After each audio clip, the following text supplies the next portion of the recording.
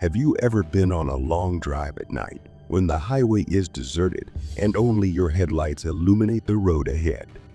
There are stories that drivers have told, strange, scary things they have experienced on those deserted roads. Some say they have seen shadowy figures in the woods. Others tell of unexplained encounters with hitchhikers or even unexplained entities. Today, I am going to tell you 4 true horror stories about long road trips. Make sure you are in a safe place before reading on, because after hearing these stories, you may never look at roads at night the same way again. Story 1.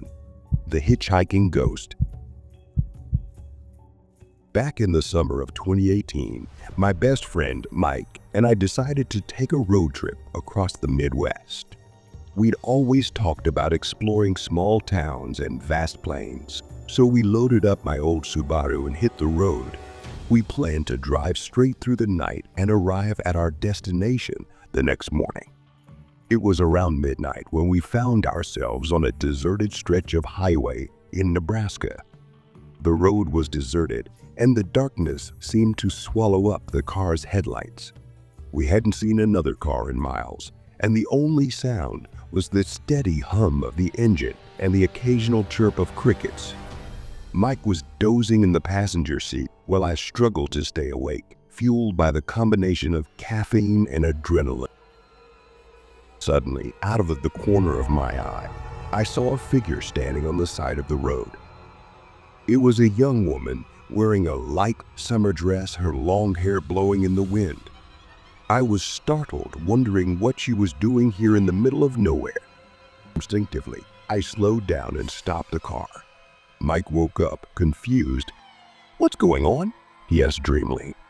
"I think there's a hitchhiker," I replied, pointing at the woman. As she approached the car, I rolled down the window. She looked pale and distressed, her eyes wide with fear. "Can you help me? My car broke down a few miles away," she said, her voice shaking. "Ready to get to the nearest town?" Mike and I exchanged glances. Despite the strange setting, we couldn't leave her stranded.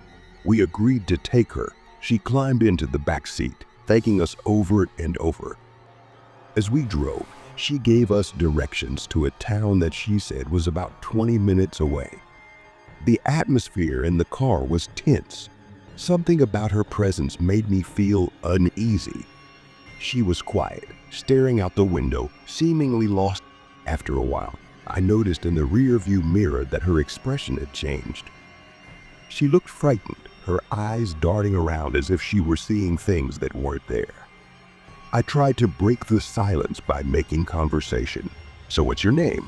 "Emily," she replied, her voice almost a whisper. "Oh, Emily, where exactly did your car break down?" Mike asked. He hesitated before answering. "Just a few miles down the road." But something was wrong. We'd been driving for nearly half an hour, and there was still no sign of the town or her car. I felt a chill run down my spine. Suddenly, Emily's demeanor changed. She leaned forward, her voice urgent and frantic. "You need to come back." "What?" I asked, confused. "Just do it. Please trust me." Mike and I were both confused, but the fear in her voice was undeniable. I turned the car around, and as soon as I did, the engine stalled and died. We were stranded in the middle of the dark highway. Emily began to cry, sobbing with fear. "He's coming. He always finds me." "Who is it? Who's coming?" Mike asked. Before she could answer, we saw headlights approaching in the distance. A large truck was speeding toward us. The driver must have seen us because he started honking his horn and flashing his lights. "Get out of the car," Emily screamed. We didn't hesitate. We jumped out of the Subaru and ran to the side of the road. The truck stopped and a burly man jumped out, yelling at us. "Are you all right?" he asked, his eyes wide with concern. We explained our situation, pointing to Emily, but when we turned around, she was gone. We were in shock, trying to process what had just happened. The driver offered to drive us to the nearest town, which we gladly accepted. As we drove, he told us about a local legend. Mike and I were shocked to the core. The experience shook us to the core and we decided to cut our road trip short. To this day, I still can't explain what happened, but I know I will never pick up a hitchhiker again. Story 2. Unwelcome passengers. My girlfriend and I recently took a road trip to California. The drive there was completely normal. We left early in the morning and arrived at our hotel at dusk. However, the drive home was a different story. We left at noon, which meant most of our trip was in the dark. The trip took about 10 hours each way, not counting food stops. We stopped twice for food, once after a 3-hour drive and again much later, late at night. At around 12 p.m, we pulled off the freeway to grab a bite to eat at a nearby Wendy's. After getting back on the freeway, I decided to eat while driving, despite my girlfriend's objections. Soon after, it started to rain and my girlfriend insisted that we stop.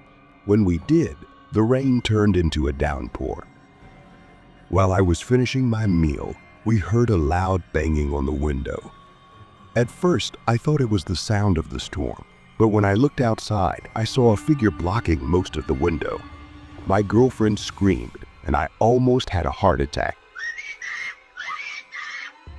I didn't want to roll down the window in the pouring rain, but I couldn't hear what the other person was saying. I opened the door a crack and yelled at the woman standing there, wet and disheveled. She looked scared and asked for a ride. What should I do? Leave her like that? I told her to get in the back seat. My girlfriend looked at me with a look that clearly said, "Why did you let her in?" I asked the woman where she was going, but she didn't answer. My girlfriend looked at me with a worried look. When I turned around to ask again, the woman was looking at me with a cold, unfriendly expression. It was so annoying. I repeated my question and she just shrugged, announcing that we would drop her off in the next town. We got back on the highway. Suddenly, there was a high-pitched scream right behind me. The woman in the back seat wrapped her arms around my neck, and I slammed on the brakes, almost skidding into the median. My girlfriend scratched the woman's face with her fingernails, and the scream turned into a cry of pain. I got out of the car and grabbed the woman, throwing her out into the rain. She begged, "Please, please," over and over again, but I ignored her and got back into the car, locking the doors. As I drove away, she banged on the window, screaming like a psychopath. My girlfriend quickly called the police to report the unstable woman. We drove straight home, shaken and confused, hoping to forget the incident. Story 3. The Road Trap. In 2010, I drove my Ford F-150 from Pennsylvania to Georgia to visit family in the countryside. The trip was about 14 hours long, and I planned to do it all in one day. I set off at 10 a.m., stopped once for lunch, and then stopped at a rest area to eat the sandwiches I had packed. I had no intention of stopping again, except to fill up the tank one more time. At about 11:30 p.m., I filled the tank one last time and estimated my arrival time at 12:30. I was tired but didn't think to grab a coffee. The GPS took me off the highway onto some country roads. The truck's high position and light bar helped me navigate the pitch-black roads. Despite my exhaustion, I was determined to get to my cousin's house. I came to a stop sign and turned onto an even quieter road. The speed limit was 45, so I was going about 55 to 60 miles per hour. Suddenly, I saw 4 shiny objects up ahead. I slammed on the brakes and realized they were traffic drums. Behind them was a spike trap like the kind the police use. Confused, I took out my baseball bat and approached the drums. Then I heard someone yell, "Help," from the woods. I wasn't about to venture into the woods. Instead, I called out, "What's going on?" There was no answer. I walked to the edge of the road and saw someone hiding behind a bush. I walked back to my truck casually, but as I got in, I saw two figures at the edge of the woods walking toward me. I drove up onto the ground and around the spike trap. In my rearview mirror, I saw at least 3 figures next to the traffic drums, briefly illuminated by my taillights before disappearing from view. This encounter was scary and unexpected. I was just grateful to have survived and reached my cousin's house safely. Story 4. Rest Area Intruder.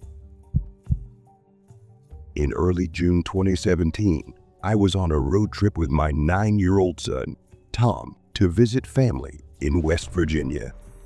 The trip was long and stressful, made worse by the fact that my car's air conditioning was broken. It was unbearably hot, and by the 6th hour, we were both on edge. We had left later in the day, so it was already dark while we were still on the interstate. Tom began complaining that he needed to go to the bathroom, adding to the already tense tension in the car. His constant whining led to a small argument between us about personal matters that I didn't want to share. Eventually, I saw a blue rest area sign whizzing past us on the interstate, and I quickly turned the other way. The rest area was quite small, with only a few restrooms, a few vending machines, and a few benches.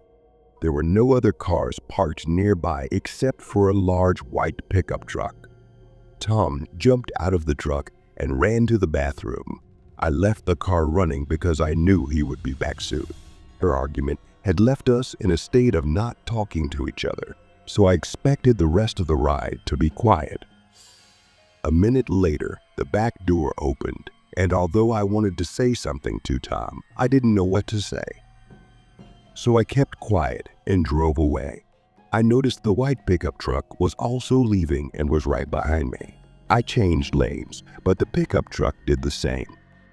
He started flashing his lights, so I moved into the right lane, thinking he was just being aggressive, but he followed suit, still flashing his lights. I started slowing down, and the pickup truck sped up, rolling down the window to yell something at me. At first glance, the driver looked scary and suspicious, and I couldn't hear what he was saying. He gestured for me to pull over, and with my heart pounding, I prepared to drive away if he tried anything funny. The pickup stopped behind me on the grass, and the man ran up to my car, yelling, "Wait." He reached into my window and yelled, "That's not your kid," pointing to the back seat. Confused, I turned around and saw someone get out of my car. It wasn't Tom. I got out, yelling at the tall figure that looked like a grown man, but he disappeared into the woods. I thanked the pickup driver, panicking about what might happen to Tom. I drove back to the rest area, and the pickup followed. We found Tom waiting outside the restroom, confused. I explained everything to him, almost out of breath, and so did the pickup driver.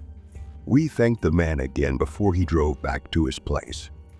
Tom, curious about what had happened, and I, deeply confused, found ourselves getting along again, chatting the rest of the way.